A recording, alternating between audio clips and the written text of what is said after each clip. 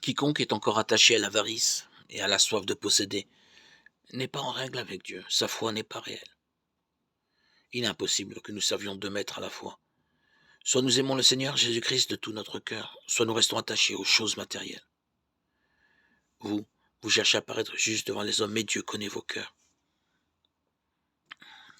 Luc 16, 33, 15. Qu'en est-il de vous? Êtes-vous avide d'argent? Devant les hommes, vous pouvez justifier votre avarice par des arguments très raisonnables, voire même sous une apparence religieuse. Mais Dieu connaît votre cœur.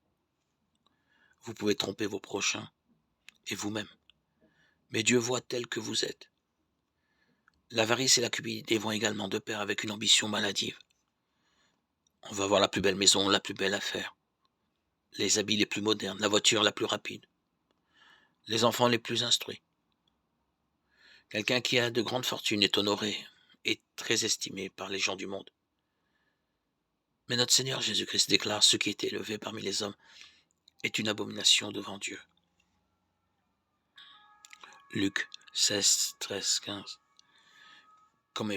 Comment pouvez-vous croire, vous, qui tirez votre gloire les uns des autres?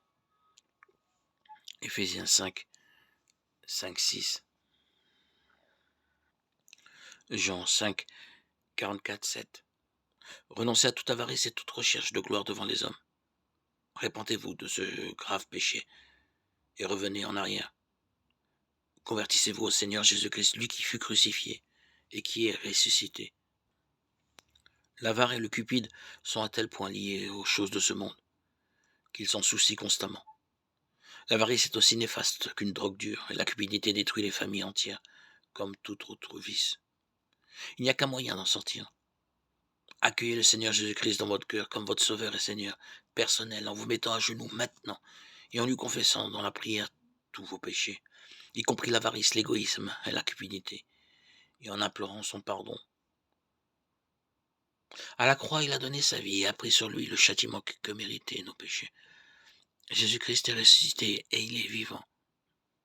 Il vous aime et veut vous rendre heureux. Le Seigneur prend soin des siens. Cherchez premièrement le royaume et la justice de Dieu, et toutes ces choses vous seront données par-dessus.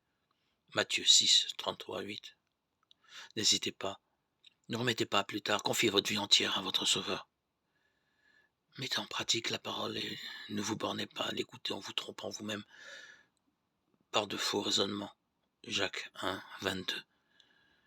Laissez-vous réconcilier avec Dieu. Dépouillez-vous de toute avarice et soif de pouvoir, les reconnaissant comme péchés. Avec foi, venez au pied de la croix, laissez-vous purifier par le sang de Jésus-Christ. Dieu vous délivre de l'avarice, de la cupidité, de l'esprit de souci et vous rend heureux. Dès maintenant.